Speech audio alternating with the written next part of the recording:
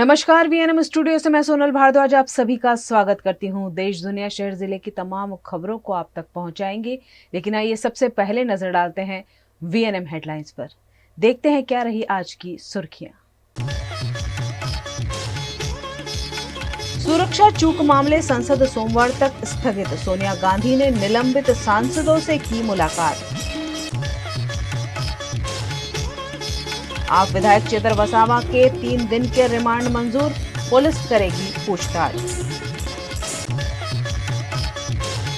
दिल्ली से मुंबई का सफर अब सिर्फ 12 घंटे में बन रहा है 1380 किलोमीटर लंबा ग्रीन एक्सप्रेसवे। संसद की सुरक्षा में हुई चूक के चलते संसद में लगातार हंगामा हो रहा है, जिसके चलते संसद को सोमवार तक के लिए स्थगित कर दिया गया है। संसद की सुरक्षा में चूक मामले पर सत्र के 10वें दिन आज 15 दिसंबर को दोनों सदनों में कामकाज ठप रहा। विपक्षी दलों ने लगातार दूसरे दिन लोकसभा और राज्यसभा में हंगामा किया। विपक्ष ने गृह मंत्री अमित शाह के सदन में बयान और इस्तीफे की मांग की। दोनों सदनों की कार्यवाही सुबह 11 बजे शुरू हुई। स्पीकर ओम बिरला जैसे ही कुर्सी पर बैठे, हंगामा शुरू हो गया। विपक्ष के सांसद वेल तक पहुंच गए। हंगामे के चलते लोकसभा 11:02 और राज्यसभा 11:09 पर 2 बजे तक के लिए स्थगित हो गई। जब 2 बजे दोनों सदनों में कार्यवाही शुरू हुई तो फिर हंगामा हुआ। इसके बाद कार्यवाही सोमवार 18 दिसंबर तक स्थगित कर दी गई। इससे पहले शुक्रवार को सदन के बाहर गांधी प्रतिमा के सामने विपक्ष की 14 निलंबित सांसदों ने प्रदर्शन किया। इनका कहना था कि दोनों सदनों में विपक्ष की आवाज को दबाया जा रहा है। सोनिया गांधी ने इन सांसदों से मुलाकात की। जेडीयू सांसद ललन सिंह ने 14 दिसंबर को कहा था, अगर संसद में घुसने वाले मुसलमान होते तो ये लोग देश दुनिया में तूफान मचाते। उसी के नाम ये लोग देश में उन्माद मचा देते। अगर कांग्रेस के सांसद भी अनुशंसा पर आए विजिटर्स ने ऐसा किया तो देखते कि इनका रवैया क्या होता।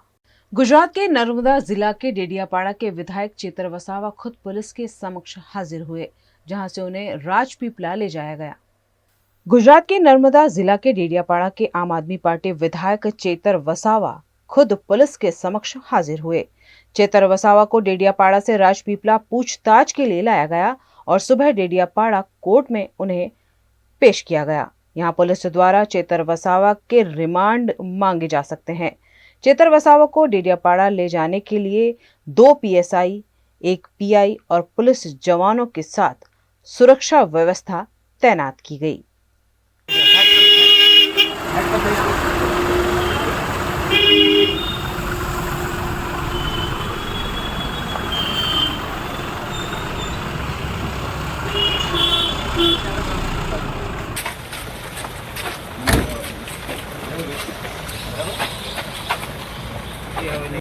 विधायक चेतर वसावा के 3 दिन के रिमांड मंजूर कर लिए गए हैं। चेतर वसावा पर वन विभाग के कर्मचारियों की पिटाई किए जाने के आरोप लगे थे। कल वे खुद ही पुलिस के समक्ष हाजिर हो गए। आज उन्हें कोर्ट में पेश किया गया। पुलिस द्वारा चेतर वसावा के 15 दिन के रिमांड मांगे गए थे, लेकिन कोर्ट द्वारा 3 दिन के रिमांड मंजूर कर लिए गए हैं।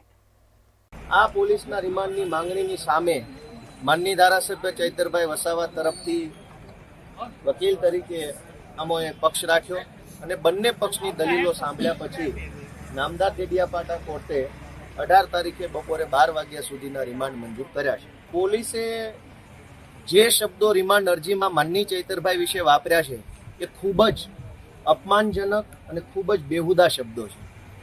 પોલીસે એવું લખ્યું છે કે આ કામના આરોપી એટલે કે ચૈતરભાઈ ઢોંગી છે, જે બિલકુલ સ્વીકારી ન શકાય એવી એકદમ નિમ્ન કક્ષાની બાબતો અંદર લખાઈને આવી છે। એમ રાજકીય આકાઓના ઈશારે આવા નિમ્ન શબ્દો ધારાસભ્ય વિશે કોર્ટમાં વાપર્યા એ બદલ મેં નામદાર કોર્ટનું ધ્યાન પણ દોર્યું છે। કોર્ટે એ બાબતનું ધ્યાન પણ એનું સંજ્ઞાન લીધું છે અને અમે પહેલેથી જ કહેતા આવ્યા છીએ કે આખી ઘટના જે છે એ રાજકીય ઘટના છે।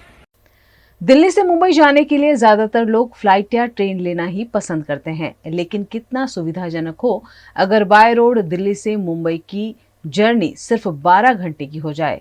और यह बात अब हकीकत बनने जा रही है। देश की सड़कों को और खासकर नेशनल हाईवेज को सुचारू करने का काम केंद्रीय परिवहन मंत्री नितिन गडकरी बखूबी कर रहे हैं। उन्हीं में से एक बड़ा प्रोजेक्ट है दिल्ली से मुंबई तक का नेशनल हाईवे। और ये आपके लिए खुशखबरी की बात होगी कि जब दिल्ली और मुंबई के बीच ये हाईवे बनकर तैयार हो जाएगा, 24 घंटे की दूरी सिर्फ 12 घंटे में तय हो जाएगी। यानी दिल्ली से मुंबई पहुंचने में सिर्फ 12 घंटे लगेंगे। आप सोचिए, अगर ऐसा होता है तो ये शायद एक वे अहेड जैसी बात होगी, जब हम सोच से थोड़ा सा आगे चले जाएंगे कि सिर्फ 24 से 12 घंटे में दिल्ली से मुंबई पहुंचा जा सकेगा। शायद ये ट्रेन या बस से भी कम समय में दूरी तय हो पाएगी। हाल ही में दिल्ली से जयपुर तक का जो स्ट्रेच है वो तो खोल दिया गया है और आम जनता को दिल्ली से जयपुर पहुंचने में आधे घंटे की दूरी भी कम हो गई है। और अगर मेरे पीछे जो ये आप हाईवे देख रहे हैं वो दिल्ली और मुंबई तक का 2 ही महीने में शायद ये काम खत्म हो सकता है। हाईवे काफ़ी बनकर तैयार है और हो सकता है कि केंद्रीय परिवहन मंत्री नितिन गडकरी खुद इस हाईवे का उद्घाटन करे। जैसे ये हाईवे बनकर तैयार होता है, दूरी जो है वो 24 घंटे से घटकर 12 घंटे हो जाएगी दिल्ली से मुंबई पहुंचने में। और ज़्यादा खुशी की बात ये भी है कि ना सिर्फ दिल्ली से मुंबई, बीच बीच में बड़े शहरों में डाइवर्जन भी दिया गया है ताकि दिल्ली से मुंबई तक बीच में आने वाले हर बड़े शहर को इसका फ़ायदा होगा।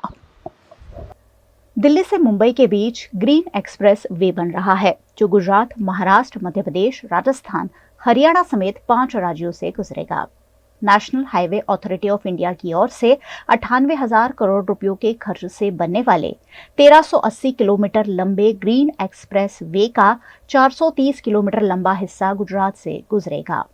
मोदी सरकार की योजना ई हाईवे बनाने तक की भी है, यानी ट्रक और बस इस नेशनल हाईवे पर 120 किलोमीटर प्रति रफ्तार से चल पाएंगे। दिल्ली से मुंबई एक्सप्रेस वे का काम पूरा होने पर यात्रियों को तो फायदा होगा ही, नागरिकों को तो सुविधा मिलेगी ही, साथ ही बिजनेस को बहुत बड़ा प्रमोट होगा क्योंकि लॉजिस्टिक खर्च भारत में बहुत ज़्यादा है, उसमें करीबन 70% की कटौती हो जाएगी। खासकर अंतर्राष्ट्रीय कंपनियां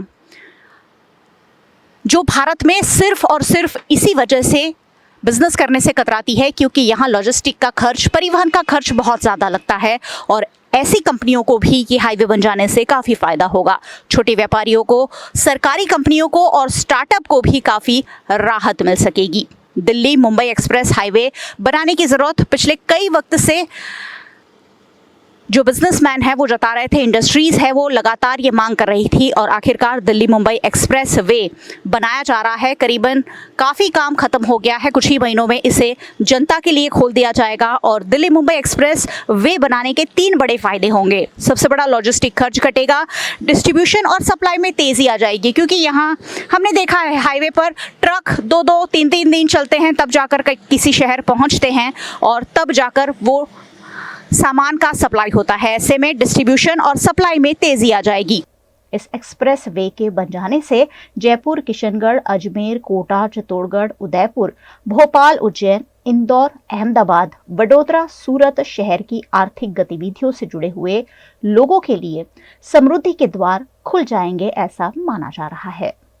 दिल्ली और मुंबई के बीच ये जो एक्सप्रेस हाईवे बन रहा है वैसे तो खोला नहीं गया है, फिर भी कुछ वाहन चालक इस पर चढ़ जाते हैं और ऐसे में हाईवे पर काम करने वाले एक कर्मचारी को कल परसों चोट लगने की घटना भी घटी थी। कर्मचारी का इलाज अस्पताल में चल रहा है और ऐसे में ये जो हाईवे है उसे इस तरह से हर्डल लगाकर हर जगह से बंद कर दिया गया है ताकि कोई भी वाहन चालक गलती से भी इस सड़क पर ड्राइव ना कर सके। दिल्ली मुंबई एक्सप्रेसवे प्रोजेक्ट पर कार्य का प्रारंभ 2019 में हुआ था। फिलहाल 1380 किलोमीटर में से 1200 किलोमीटर से ज्यादा का काम कॉन्ट्रैक्ट पर दे दिया गया है जो फिलहाल चल रहा है। दिल्ली से मुंबई तक पहुंचाने का ये जो एक्सप्रेस हाईवे बन रहा है उसका काम अलग अलग निर्माण कंपनियों को दिया गया है। वडोदरा के आसपास ये काम पटेल इंफ्रास्ट्रक्चर कंपनी कर रही है। हर कंपनी को 30 किलोमीटर का ही काम दिया गया है क्योंकि जब एक्सप्रेस हाईवे बनता है, नेशनल हाईवे बनता है और अंतर्राष्ट्रीय स्तर का बनता है, बहुत सारे इंफ्रास्ट्रक्चर उसमें चाहिए, बहुत सारे कर्मचारी चाहिए। ऐसे में सिर्फ 30-30 किलोमीटर का दायरा हर कंपनी को दिया गया है और वडोदरा के आसपास जो हाईवे बन रहा है वो पटेल इंफ्रास्ट्रक्चर कंपनी बना रही है। गुजरात में 35,000 करोड़ की लागत से 430 किलोमीटर लंबा एक्सप्रेस वे बन रहा है, जो अहमदाबाद वडोदरा एक्सप्रेस वे से भी जुड़ जाएगा। इस हाईवे पर यात्रा को और शानदार बनाने के लिए 33 रोड साइड सुविधा भी उपलब्ध कराई जा रही है। इस हाईवे के बन जाने से गुजरात राज्य में रोजगार की नई सीमाएं खुल जाएंगी।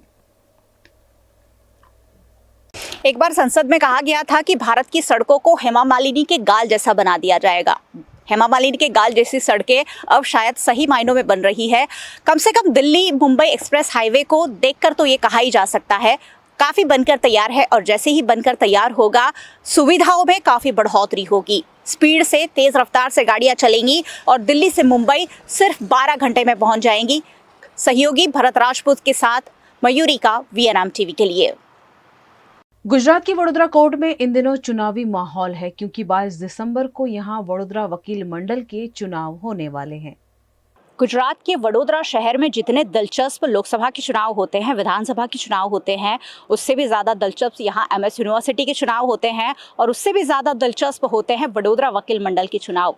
हजारों वकीलों के बीच जब अपना प्रतिनिधि चुनने की बारी आती है तो वकीलों में जो उत्साह देखने मिलता है वो हमेशा ही वडोदरा शहर देखता आया है। इस बार भी 22 दिसंबर को वडोदरा वकील मंडल के चुनाव का आयोजन हो रहा है, और पूर्व अध्यक्ष नलिन पटेल मेरे साथ है। फिर एक बार कंटेस्ट कर रहे हैं और किन मुद्दों के साथ चुनाव लड़ रहे हैं वो पूछेंगे, लेकिन सबसे पहला सवाल ये पूछूंगी, पिछली बार जो मुद्दे उठाए थे उनमें से कितने पूरे हुए? नलिन भाई, बहुत बहुत स्वागत है। पिछली बार 1 साल आप काफ़ी वक्त से ये जिम्मेदारी संभाल रहे हैं। पिछले बार जिन चुनाव मुद्दों पर काम हुआ था उनमें से कितने पूरे हुए हैं? पूरे गुजरात में इस बार AIB की एग्ज़ाम देने वाले अगर यंग एडवोकेट जो है उसकी संख्या कम से कम 12,000 हो रही है। इसका मतलब ये है कि हर साल नए नए जो वकील है वो सभी जगह वकालत में आ रहे हैं। तो बड़ौदा में भी इतने सारे हर साल नए वकील आते हैं कि वो सभी वकीलों को दिशा देना ज़रूरी है, और वो काम सीनियर वकील कर रहे हैं। मगर सीनियर वकील भी इतने काफ़ी नहीं है कि सभी जूनियर वकील को अपनी ऑफिस में रख सकें। इसलिए हमारी जिम्मेदारी बनती है कि जो नए नए वकील आते हैं उसको प्रॉपर कोचिंग मिले, उसको किस ढंग से कोर्ट में पेश आना चाहिए, किस ढंग से उलट तपास करनी चाहिए, किस ढंग से कोर्ट में अपना केस पेश किया जा सकता है, वो सब बेसिक है रिक्वायरमेंट। वो अगर उनके अंदर आएगी, स्किल डेवलपमेंट आएगा। लीगल तो सभी वकील अपनी यूनिवर्सिटी में जहाँ से LLB करके आते हैं उनको लीगल नॉलेज तो मिलता ही है, मगर वो पुस्तक का ज्ञान है। यहाँ कोर्ट में प्रैक्टिकल किस तरह काम किया जाता है वो बेसिक है, और वो हमने अगले साल भी हमने ये चुनाव में ये हमारा मुद्दा था, एजेंडा था, और उस एजेंडे पे हमने काम किया है। आप देखोगे कि इस साल हमने कितने जूनियर वकील को स्किल डेवलपमेंट के क्लासेस में अलग अलग फैकल्टियों को बुला के उनको हमने मार्गदर्शन दिया है। चाहे वो AIB की एग्ज़ाम हो, या फिर जुडिशरी की एग्ज़ाम हो, या फिर कोर्ट में जाने के बाद अपना केस की तरह पेश किया जा सकता है, वो सब नॉलेज के लिए हमने बहुत सारा काम किया है। और बेसिक तरीके मैं आपको बात कहूँ तो ये नए जो वकील हैं उनको ये बुक्स ऑफ लॉ जो है वो ख़रीदने के लिए भी काफ़ी अपना इन्वेस्टमेंट करना पड़ता है। हम उनको पूरी लाइब्रेरी तो नलिन पटेल नहीं दे सकता है, मगर कुछ न कुछ तो मैं देना चाहता हूँ। इसलिए मैं अपने जीवन में विद्यादान महादान समझ के सब वकीलों को निःशुल्क अपने कार्य में आगे बढ़ने के लिए कुछ न कुछ लॉ का मटेरियल मैं विनामूल्य देता हूँ। और उससे क्या होता है कि सभी वकील को एक अनेरा उत्साह आता है कि काम करने का और पढ़ने का, वो सब वातावरण में दे रहा। हर साल सैकड़ों की संख्या में नए जूनियर वकील एडिशन में आ रहे हैं। पहले ही हजारों की संख्या में वकील हैं और नए जूनियर वकील तैयार हो रहे हैं, और उनके लिए कुछ काम करने की चाह रखते हैं नलिन भाई। इस बार जो चुनावी माहौल है कैसा है? कुछ ही दिन बचे हैं अब। चुनावी माहौल तो है ही, और उसमें जो दूसरी पोस्ट के लिए भी जो लड़ रहे हैं वकील, वो भी अभी शादी की भी मौसम चल रही है, इसलिए कोर्ट में आज भी थोड़ा कम दिखाई दे रहे हैं। मगर आप देखना 1-2 दिन के बाद, और वैसे भी हमारा ये क्रिकेट टूर्नामेंट चल रहा है, इसलिए आप अगर वहाँ शाम को आओगे तो वहाँ तो पूरा माहौल आपको ऐसा लगेगा कि यहाँ ही चुनाव हो रहा है। इसलिए उसकी भी इफेक्ट यहाँ कोर्ट में दिन को होती है। इसलिए यहाँ कोई वकील अभी ज़्यादा है नहीं, और सभी वकील जो अभी अलग अलग पोस्ट पे लड़ रहे हैं वो क्रिकेट ग्राउंड पे अपना कैनवासिंग करने आते हैं, इसलिए यहाँ थोड़े कम दिखाई दे रहे हैं। क्या लगता है आपको वडोदरा के कोर्ट में वकीलों की क्या क्या ज़रूरत है जिन पर और आगे काम होना चाहिए? वकीलों की ज़रूरत ये है कि जब भी वो पुलिस स्टेशन में जाए या कहीं जज के सामने कोर्ट में जाए, अपना मान सम्मान तो उनको मिलना चाहिए। और नलिन पटेल को वोट मतलब मान सम्मान को वोट है। मैं सभी वकीलों को ऐसा देखना चाहता हूँ कि वो जहाँ भी जाए अपनी काबिलियत से वो अपना केस जीते और अपनी रजूआत भी अच्छी कर सके और सभी जगह उनको मान सम्मान मिले, ये मेरा पहला कर्तव्य है। इस बार ऐसा लग रहा था कि नलिन पटेल निर्विरोध जीत जाएंगे, लेकिन एंड मोमेंट पे लास्ट डे पर हसमुख भट्ट ने भी उनकी अपोजिशन में फॉर्म भरा है और इसलिए हमेशा ही ये चुनाव दिलचस्प होता जा रहा है आपके प्रतिस्पर्धी के रूप में। वैसे लास्ट डे तक हसमुख भाई मना कर रहे थे कि नहीं फॉर्म भरे, लेकिन लास्ट डे पे भरा गया है, क्या कहेंगे इस पर? लास्ट डेट थी तो भरने वाले तो थे ही वो, मगर सभी को बोल रहे थे कि मैं नहीं भरूंगा, माहौल क्रिएट कर रहे थे और इस तरह इमोशनल सबको बना के अपने लिए कुछ ना कुछ तैयारी तो कर रहे थे। इसका मतलब ये नहीं है कि वो हकीकत में नहीं लड़ना चाहते थे। अंदर तो उसके अंदर भीतर तो यही बात थी कि सभी लोग मुझे बोले कि क्यों मैं नहीं लड़ रहे, आप लड़ो ना, हम तुम्हारे साथ ही, ये सुनना चाहते थे, इसलिए उन्होंने ये माहौल क्रिएट किया था। आपको लगता है आपके खिलाफ भी लोग हैं कोर्ट में? मैं तो एक सामान्य नलिन पटेल हूँ। आप भारत देश की बात करोगे तो नरेंद्र मोदी तो कितने बड़े हैं, कितने अच्छे काम करते हैं, फिर भी उनके भी खिलाफ में थोड़ा तो वर्ग है ना, और वो थोड़ा वर्ग होगा, अपोजिशन होगा, तो सभी को काम करने की भी मजा आएगी और लोगों को भी लगेगा कि नहीं अपोजिशन वाला सच है या जो काम कर रहा है वो सही है। बिल्कुल सही बात है। लोकतंत्र तभी मजबूत होता है जब ऑपोजिशन हो। अगर दिवालीपुरा कोर्ट वाली जो सड़क है वहाँ से फिलहाल आप गुजरेंगे तो दोनों तरफ आपको लगेगा कि मेला लगा हुआ है, पोस्टर लगे हुए हैं अलग अलग पोस्ट के लिए। वकीलों के जो कंटेस्ट कर रहे हैं उनके पोस्टर वॉर कहा जाता है जो हर साल चलता है, इस बार भी चल रहा है और पोस्टर फाड़ने तक की खबरें आ रही है। ये पोस्टर वॉर क्यों होता है, मुझे समझ नहीं आता है कि हमेशा आप लोग इतना बढ़ चढ़कर प्रचार भी करते हैं, पोस्टर फाड़ने तक की घटनाएं घटती है। क्या कहेंगे इस पोस्टर वॉर पर? तो आप देखेंगे कि पोस्टर जो लगे हैं उसमें सभी के पोस्टर सुरक्षित है, सिर्फ नलिन पटेल के पोस्टर बात करके। हमारे पोस्टर वो चाहे किसी भी तरह से कोई फाड़े ना फाड़े, मगर सभी जो मतदार है, वकील मित्र हैं, उनके दिल तो फाड़ नहीं सकने वाले ने। वहाँ मैं बैठा हूँ, वही मेरा असली पोस्टर है। तो आपको लगता है कि जानबूझकर आपके पोस्टर फाड़े जाते हैं? कुछ न कुछ तो कुछ है, क्योंकि सिर्फ मेरे ही पोस्टर क्यों फाड़े, दूसरों के सुरक्षित और मेरे क्यों नहीं? तो कुछ न कुछ तो है। मैं ऐसा तो नहीं कह सकता कि अपोजिशन ने मेरा पोस्टर फाड़ा है, मगर कुछ तो गड़बड़ है, मगर मैं इसके अंदर पढ़ना नहीं चाहता हूँ, क्योंकि अगले साल आप देखोगे तो मेरे लिए पोस्टर के लिए कोई जगह ही नहीं बचाई थी, तो मैं बिना पोस्टर भी मैं जीत गया था, और इस बार तो मुझे थोड़ी जगह मिली भी है, तो माहौल कुछ अलग ही है। कितने आश्वस्त है आप अपनी जीत के लिए? देखो, मैंने जो काम किए हैं और सभी के दिल में कुछ न कुछ मैं रख के जाने वाला इंसान हूँ मेरे लिए। तो मैंने जो आज तक जो काम किया है वो दिल से मुझे वोट देने वाले हैं, इसलिए मुझे कॉन्फिडेंस है कि मेरी जीत निश्चित है। और आपकी पैनल से और कौन कौन दावेदारी कर रहा है? देखो, ये बीजेपी या कांग्रेस ऐसी कोई पैनल नहीं होती है। यहाँ तो क्या है, सभी जो वकील है हमारे साथ में बैठने उठने वाले होते, वो अपने तरीके से लड़ते हैं, मगर हाँ इतना चौकस है कि इसमें से कहीं हमारे दोस्त है वो हमारे लिए है, और कहीं ऐसे भी है कि सामने वाले के लिए भी है। मगर आज का जो माहौल है वो मुझे लगता है कि सभी जो कैंडिडेट है उनके दिल में सिर्फ एक ही बात है कि नलिन पटेल जीत के आएगा तो हमको सबको काम करने की मजा आएगी। और भारतीय जनता पार्टी की ओर से आपको सपोर्ट मिल रहा है? देखो, मैंने ऐसा कोई सपोर्ट मांगा नहीं है, क्योंकि ये हमारा कोर्ट का इलेक्शन है, उसमें न तो कोई पक्षापक्षी है, न कांग्रेस न बीजेपी। भाजपा के अध्यक्ष इलेक्शन में आते जरूर हैं, कहीं ना कहीं उनका इन्फ्लुएंस रहता है। वो आते हैं, शुभेच्छा के तौर से आते हैं ना। चलिए, 22 दिसंबर को चुनाव है और नज़र बनी रहेगी। मैं हमेशा आपको इस चुनाव से रूबरू कराती रही हूं, और 22 दिसंबर को जब चुनाव होगा तब भी वीएनएम के जरिए ये पूरा माहौल पहुंचेगा। नलिन पटेल अध्यक्ष पद के रूप में दावेदारी कर रहे हैं, और भी बहुत सारे लोग हैं जो दावेदारी कर रहे हैं। कौन जीतेगा और कौन वकील मंडल की कमान संभालेगा, उस पर वडोदरा शहर की नज़र है।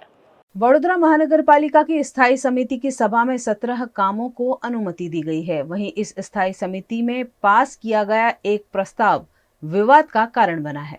वडोदरा महानगर पालिका की स्थायी समिति की सभा में अफोर्डेबल हाउसिंग विभाग, जमीन प्रॉपर्टी विभाग, ड्रेनेज बरसाती गटर प्रोजेक्ट विभाग, मैकेनिकल सॉलिड वेस्ट मैनेजमेंट विभाग, जल आपूर्ति विभाग जैसे कई कामों को अनुमति के लिए रखा गया, जिसमें से जमीन प्रॉपर्टी विभाग का दंतेश्वर की जमीन का मुआवजा देने का प्रस्ताव रद्द कर दिया गया है।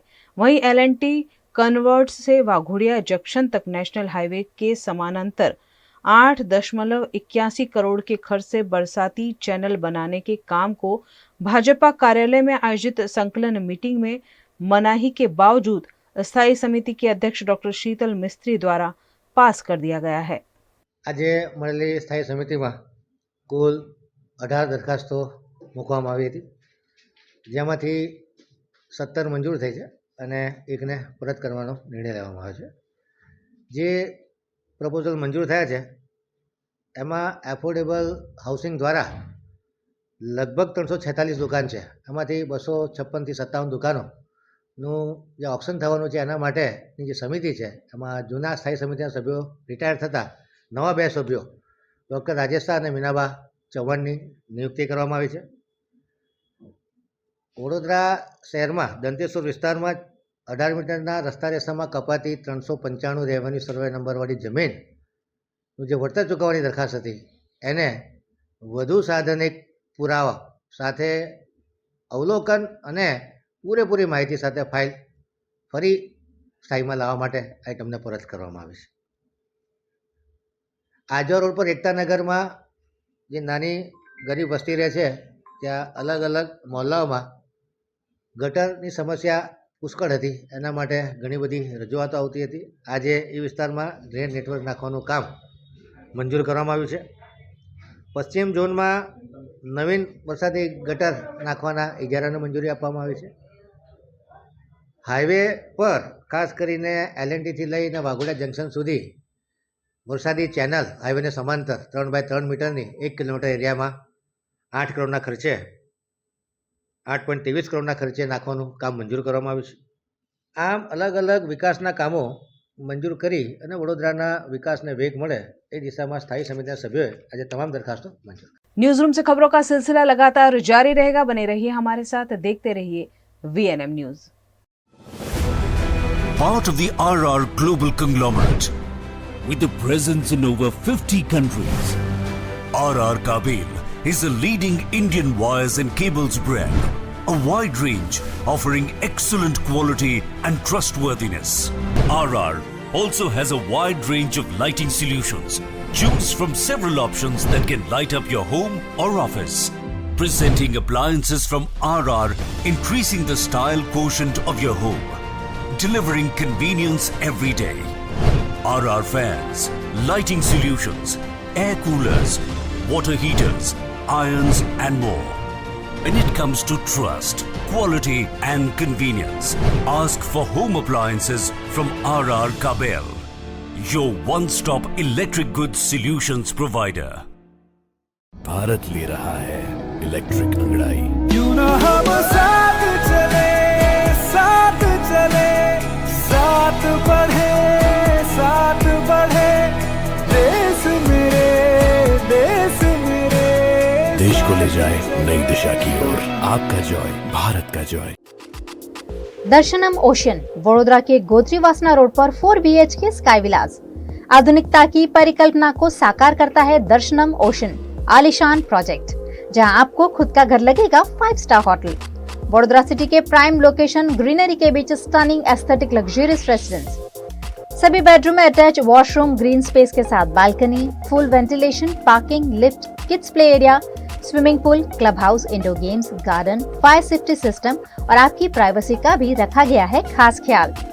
लग्जरियस लाइफस्टाइल का सपना जो आपने देखा है वो पूरा होगा दर्शनम ओशन में। आज ही विजिट करें दर्शनम ocean behind Gotri police station, गोत्रीवासना road, Vadodara.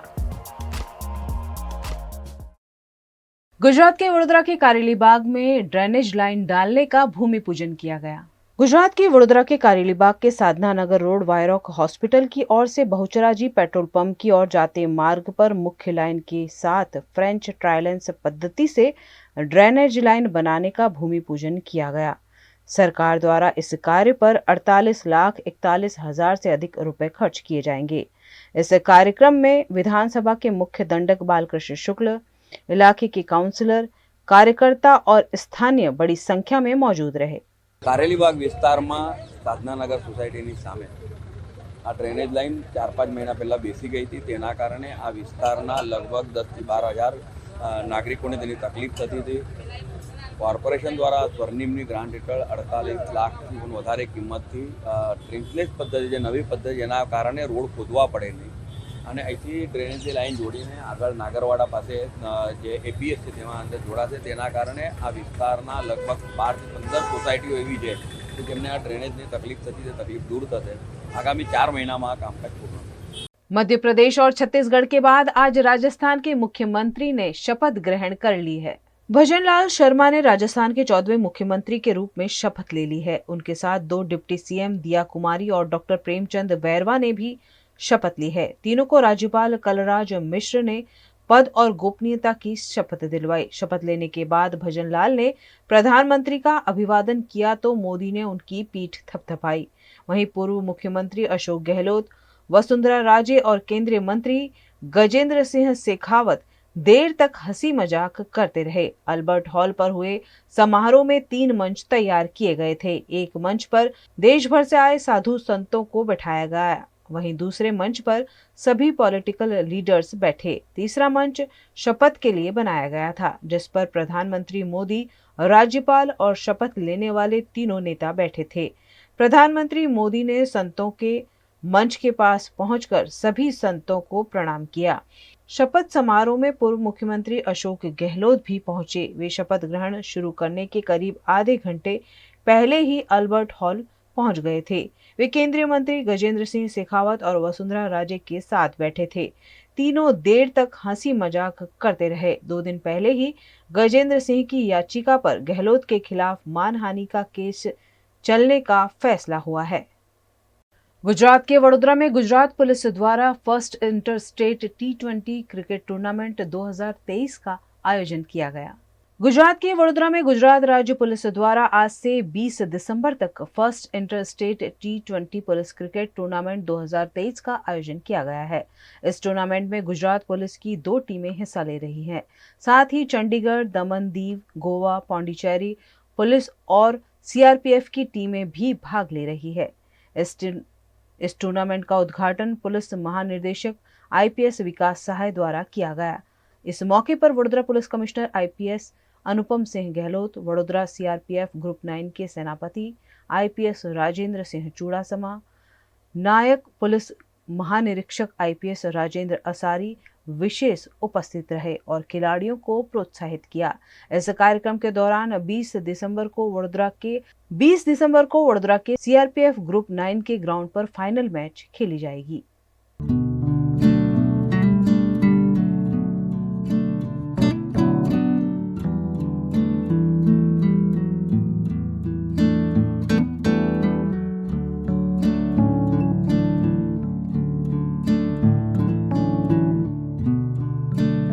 Gujarat के सूरत में प्रधानमंत्री नरेंद्र मोदी के आगमन के चलते भाजपा प्रदेश अध्यक्ष CR पाटिल द्वारा मीटिंग का आयोजन किया गया।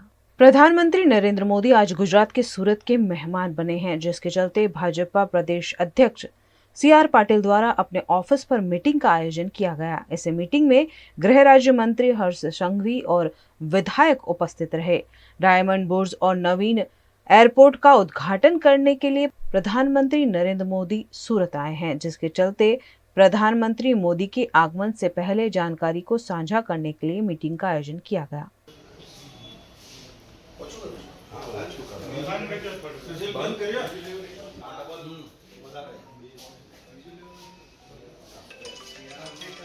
जम्मू कश्मीर से उत्तराखंड तक भारी बर्फबारी के चलते देश भर में अब ठंड बढ़ सकती है। आधा दिसंबर बीत जाने के बाद अब जाकर मौसम में ठंडक बढ़ी है। जम्मू कश्मीर, हिमाचल प्रदेश और उत्तराखंड में बीते कुछ दिनों से बर्फबारी के चलते पंजाब, मध्य प्रदेश, उत्तर प्रदेश, राजस्थान सहित अन्य राज्यों में ठंड बढ़ गई है। दिल्ली में आज शुक्रवार को सीजन का सबसे ठंडा दिन रहा। यहाँ न्यूनतम तापमान 4.9 डिग्री सेल्सियस दर्ज किया गया। दिल्ली में शिमला से भी ज्यादा ठंड है। शिमला में आज न्यूनतम तापमान 6.8 डिग्री सेल्सियस दर्ज किया गया।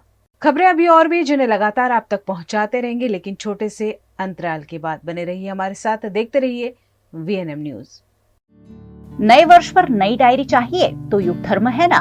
हर कलर्स, डिजाइन्स और हर वर्क के लिए डायरीज का वाइड कलेक्शन। व्यापारी से लेकर बिजनेसमैन तक, स्टूडेंट से लेकर हाउसवाइफ तक, हर किसी के लिए उनकी जरूरतों के मुताबिक की डायरी। दुकानों से लेकर कॉर्पोरेट सेक्टर तक पसंद की जाती है युग धर्म की डायरीज के साथ साथ हर तरह की स्टेशनरी, फाइल्स, फोल्डर्स भी युग धर्म में अवेलेबल। वडोदरा के काला घोड़ा, गेंडा सर्कल, अकोटा, मकरपुरा GIDC, मांडवी और निजामपुरा में है युग धर्म के ब्रांचेस। युग धर्म स्टेशनरी 6 गार्डन व्यू कॉम्प्लेक्स, काला घोड़ा सर्कल, सयाजीगंज, वडोदरा। वडोदरा के शोर शराबे से दूर पंचवटी के लीजियर एली रेस्टोरेंट एंड बैंक्वेट में शुद्ध शाकाहारी खाने का लुत्फ उठाइए, क्योंकि यहाँ हर डिश है खास। इतना ही नहीं, यहाँ प्योर जैन फूड भी अवेलेबल।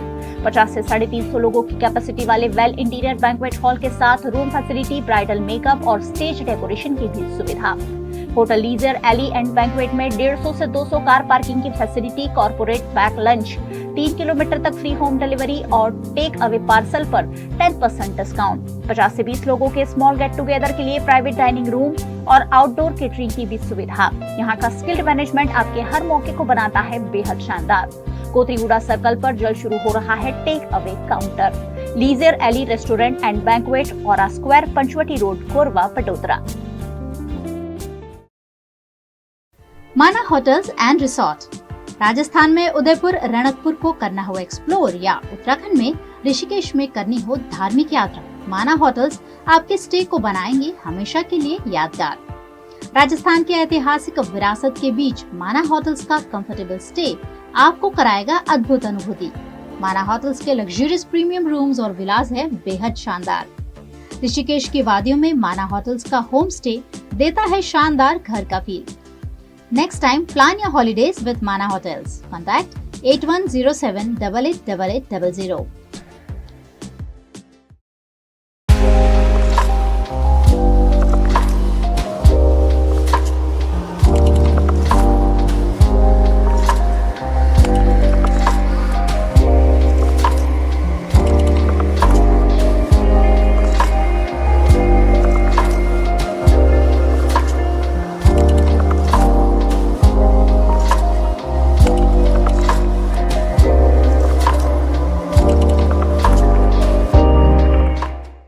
गुजरात के वडोदरा के दांडिया बाजार में स्थित गुजरात पुस्तकालय सहायक सहकारी मंडल की गोल्डन जुबली सेलिब्रेट की गई।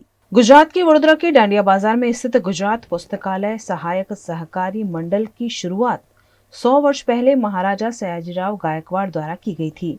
इस लाइब्रेरी में धार्मिक पुस्तक जैसे रामायण, महाभारत, भागवत गीता के साथ कविता, नवलकथा, सामाजिक ज्ञान, महापुरुषों द्वारा लिखी गई पुस्तकें 30 से 50% तक डिस्काउंट पर बेची जाती हैं। पढ़ने के शौकीनों को यहाँ हर तरह की किताब मिल जाएगी।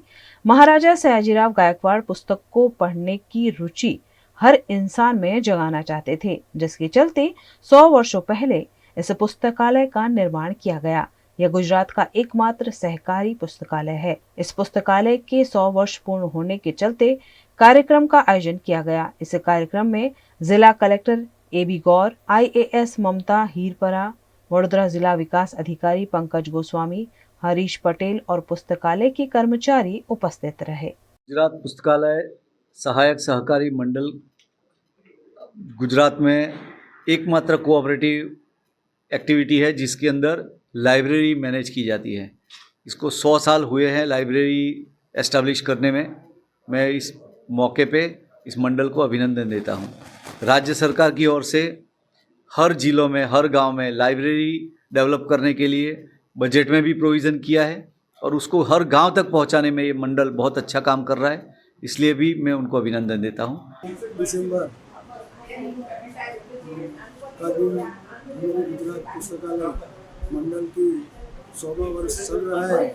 100 वर्ष में पूरे गुजरात में ये संस्था के सब जो पुस्तकालय है, पुस्तकालय इसके अंदर संचालित है और ये पुस्तकालय में सारे पुस्तक आते हैं। सभी लोग पुस्तकालय में पढ़ते हैं और यहाँ से जो बिक्री होती है यहाँ भी पूरी संस्कृत, गुजराती और हमारी कई कई पुस्तकें यहाँ से लोग ले जाते हैं।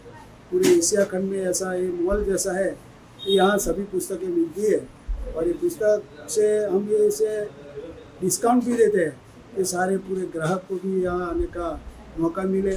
गुजरात के वडोदरा के कारेलीबाग के बाल भवन में दिव्यांग बच्चों के लिए ओपन बड़ौदा स्पोर्ट्स मीट का आयोजन किया गया। गुजरात के वडोदरा के कारेलीबाग के बाल भवन में गैल द्वारा दिव्यांग बच्चों के लिए ओपन बड़ौदा स्पोर्ट्स मीट के तहत कार्यक्रम का आयोजन किया गया। इस कार्यक्रम में अर्पण स्कूल, बाल भवन, HMD, BCC, स्पंदन, BRG आशा, उर्मी स्कूल के बच्चों ने भाग लिया। इस कार्यक्रम में 100 मीटर रेस, गोला फेंक, बैडमिंटन, डब्बा, बास्केटबॉल जैसे खेल बच्चों को खिलाए गए। इस कार्यक्रम में बच्चों ने उत्साह से भाग लिया और अपनी खुशी व्यक्त की। आज मैं अपने फ्रेंड के साथ में गए थे। स्कूल में बहुत सारे फ्रेंड्स आए। आज मैं पौधे पे खेलने के लिए आई हूँ। बहुत अच्छी लगी, बहुत मजा किया, एंजॉय।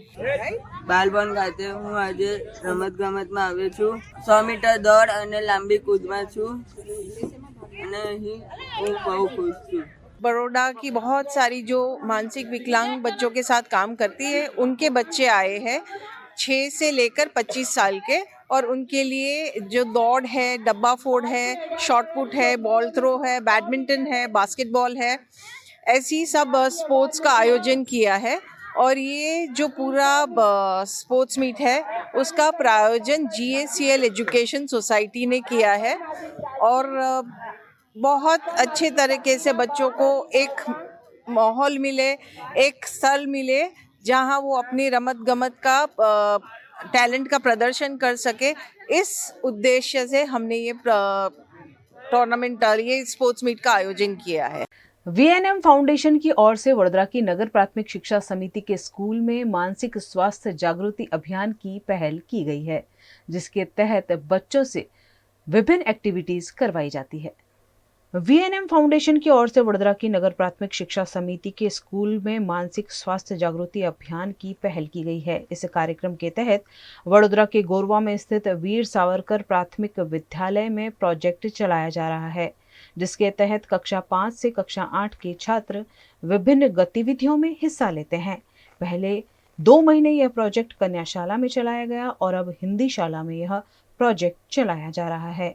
इस प्रोजेक्ट में गतिवर्धी प्रवृत्ति के तौर पर हर शुक्रवार कन्याशाला में कई एक्टिविटीज करवाई जाती है। बच्चों को पिक्चर्स दिखाकर उस पर कहानियां बनवाना, शब्द देकर बच्चों के मन की बात बाहर निकलवाना और टंग ट्विस्टर सेंटेंस का इस्तेमाल कर बच्चों के मनोरंजन के साथ साथ बच्चों को शब्दों की पकड़ पर मजबूती कायम करना जैसे अनेकों एक्टिविटीज यहाँ करवाई जाती है। यह बच्चे दिमाग से तेज तो हैं ही, लेकिन इन एक्टिविटीज के जरिए इन बच्चों की बुद्धि और प्रखर हो रही है।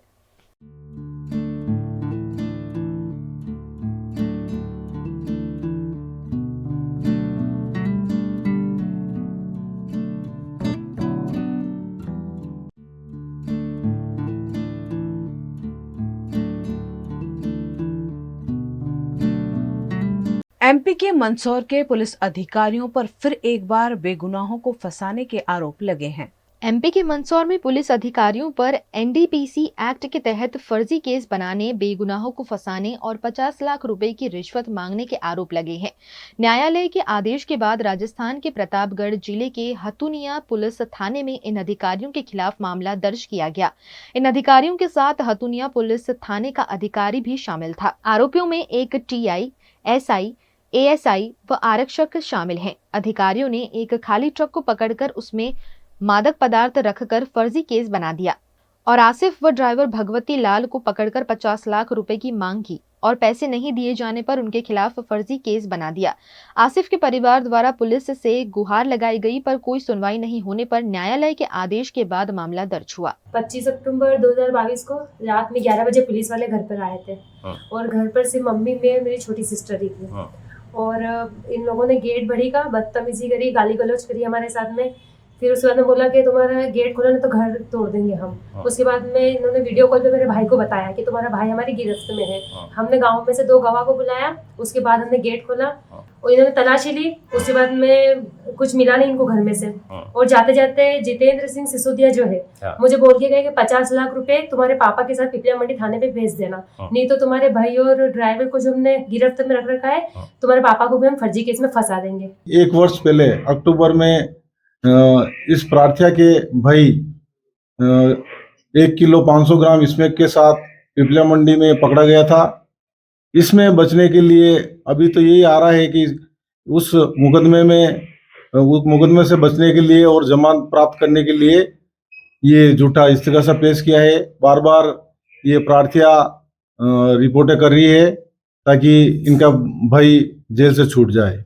गुजरात के सूरत में क्लीन सूरत, फिट इंडिया, सेफ सूरत की थीम पर मानव निर्मित चेन का निर्माण किया गया।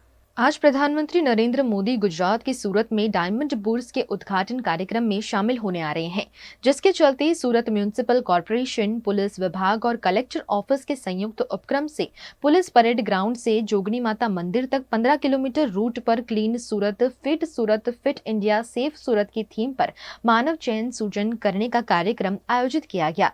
इस कार्यक्रम में लगभग 25,000 बच्चों ने हिस्सा लिया। ऐसे कार्यक्रम के दौरान गुजरात भाजपा प्रमुख CR पाटिल, गृह मंत्री हर्ष संघवी और कार्यकर बड़ी संख्या में मौजूद रहे।